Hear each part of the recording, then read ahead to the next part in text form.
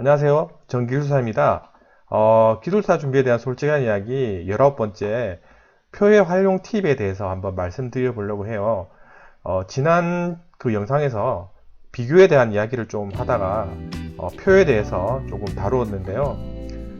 그 표에 대해서 조금 이야기를 더 해보겠습니다. 자, 보통 이제 기술사 준비를 하게 되면 간혹 이런 말씀을 많이 듣게 될 거예요. 자, 답안 한 페이지당 그림 한 개 또는 표 한 개 정도 있으면 좋습니다 라는 이제 말을 듣게 될 거예요. 즉 답안 한 페이지당 그림 한 개 또는 표 한 개 정도 있으면 좋다고 이제 하는데, 보통 이제 표를 많이 활용을 하거든요. 자, 그러면 그 표는 어떠한 효과가 있을까요? 네, 첫 번째, 가독성을 돕는 효과가 있습니다. 그리고 두 번째, 어떤 강조의 효과도 있고요. 세 번째, 문서를 작성하는 그런 능력을 전달하는 효과도 있어요. 자, 그러면 그 예를 들어가며 한번 설명을 해 보겠습니다. 자, 이게 이제 답안인데요. 그 소방교사 문제입니다. 폭발성 및 가열 분해성 시험에 대해서 이제 작성을 하는 내용인데요. 자, 뭐 내용은 일단 보시는 것보다 전체적으로 한번 보세요.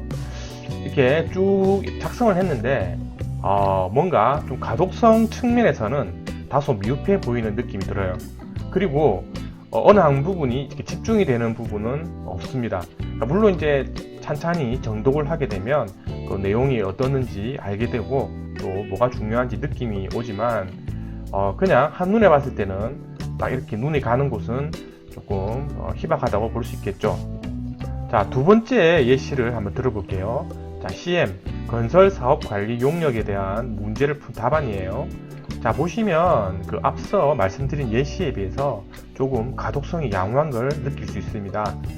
자, 왜 그러냐면 개념에서 정의가 있고요. 자, 목적에 보면 그 뭔가 개념도를 이용한 그런 목적을 표현을 하였고요. 그 다음에 책임관리 제도와 CM 제도를 비교를 함에 있어 이렇게 표를 작성을 했습니다. 자, 따라서 그 답안을 봤을 때 그 물론 목적 부분도 조금 주목이 되지만 비교에 있어서도 표로 이렇게 작성을 했기 때문에 가독성과 그 다음에 집중이 되는 그런 부분으로 이렇게 두각이 됩니다. 자, 이렇게 표를 활용해서요, 가독성을 높일 수 있고 또 시선을 집중시킬 수 있는 그런 효과가 있습니다. 또 아울러 이 전반적인 문서를 작성했을 때 뭔가 짜임새 있는 문서 작성을 하는 능력을 가진 그런 느낌을 표출할 수도 있는 겁니다. 자, 지금 보여드린 예시는 스마트 TV라는 토픽의 서브노트 일부분입니다. 자, 그 일반적으로 서브노트를 작성하게 되면요, 이렇게 그 표를 만들 거예요. 자, 여기는 꽤 장점, 단점이라고 했는데 다양한 형태의 표가 서브노트에 작성이 될 건데요. 자, 그럼 여기서 한 가지 그 제가 질문을 드려볼게요. 자, 표는 암기해야 되는 걸까요? 자, 거기에 대해서 한번 또 살펴볼게요. 자, 전편 영상에서 히빙과 보일링을 예시로 들어 비교를 하는 그 내용을 다루었습니다. 자, 그때 이렇게 비교표도 만들었었는데요. 자, 이러한 비교표는 별도로 암기를 해야 될까요? 이런 표를 암기한다는 건요, 많이 번거로울 수 있어요.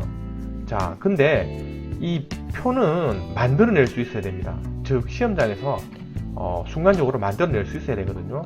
자, 그럼 어떻게 만들어낼 수 있냐면요. 자, 히빙에 대해서 충분히 이해를 하고 있고요. 보일링에 대해서 이해를 하고 있으면 서로 유사하거나 상반되는 부분, 또 대조되는 부분을 이렇게 구분 항목에 떠올리고요. 거기에 대한 내용을 이렇게 작성을 하면 되는 겁니다. 즉, 히빙과 보일링에 대해서 서로 비교할 수 있는 부분, 즉 구분 목록을 작성을 하고요. 그 목록별로 내용을 채워 나가면 훌륭한 비교표가 만들어질 거예요. 자, 다만 구분자는 이제 목록은 적어도 3개 이상 정도는 해주면 좀 더 근사할 것이고요. 또 이러한 구분에 대한 내용은요, 순수와 상관없고 또 이 내용은 그냥 충분히 서로 비교될 만한 부분을 적으시면 되는 거예요. 자, 그렇게 표를 만들어낼 수 있는 능력을 가지셔야 됩니다. 자, 그런 능력은 사전에 충분히 연습을 통해서 갖출 수 있는 그런 요소로 할 수 있겠습니다. 자, 그 외에 표를 순간적으로 구성하는 예시를 좀 더 들어보겠습니다. 자, 예를 들어서요, 어떠한 그 주제를 가지고 이렇게 답안을 작성을 하는데, 그 주제에 대해서 장단점을 이렇게 서술을 할 수 있을 거예요. 자, 장단점에 대해서 가, 장점, 내용 쓰시고, 나, 단점, 이렇게 내용 쓰시고. 자, 충분히 이런 식으로 표현을 할 수 있는데, 만약에 해당 페이지가 전체적으로 글자로만 다 채워져 있다면 이 장단점은요, 순간적으로 표로도 한번 생각해 볼 수 있는 거예요. 즉, 이런 식으로 어떠한 기술의 장단점이라고 해서요, 표를 만들고 장점에 대한 내용 채우시고요, 단점에 대한 내용을 이렇게 채우시면 이렇게 표가 완성될 거예요. 자, 그러면 또 가독성이나 또 어떤 이 장단점에 대한 그 강조를 할 수 있는 그런 효과가 있습니다. 자, 그 다음에 어떤 현상이나 문제에 대해서 그 방지 대책, 즉 방지를 하는 내용을 이렇게 작성을 할 때요. 자, 예를 들어서 그 어떤 방지 대책이 수동적인 대책이 있고 능동적인 대책이 있다고 했을 때, 이렇게 소제목을 사용을 해서 수동적 대책을 작성하고요, 또 능동적 대책에 대해서 작성을 하게 될 거예요. 자, 이런 부분에 있어서도 이 부분을 순간적으로 한번 표를 만들어야 되겠다라고 생각을 하면, 이렇게 답안을 작성하기 전에 또 이렇게 간단하게 수동적 대책, 능동적 대책, 자, 이렇게 두 부분을 표로 구분하여 내용을 채워나가면 괜찮은 표가 완성될 것입니다. 자, 하나 더 보겠습니다. 만약에 시행의 단계별 업무에 대해서 이렇게 내용을 작성을 했다고 가정할게요. 자, 단계별, 즉 절차별로 이렇게 업무를 쭉 작성을 했는데, 자, 이러한 부분도 표로 만들 수 있습니다. 어떻게 만드냐? 그렇게 복잡하진 않고요. 자, 보시면 단계라는 그 구분 목록을 만들고 그 단계에 대한 내용을 쓰시고요.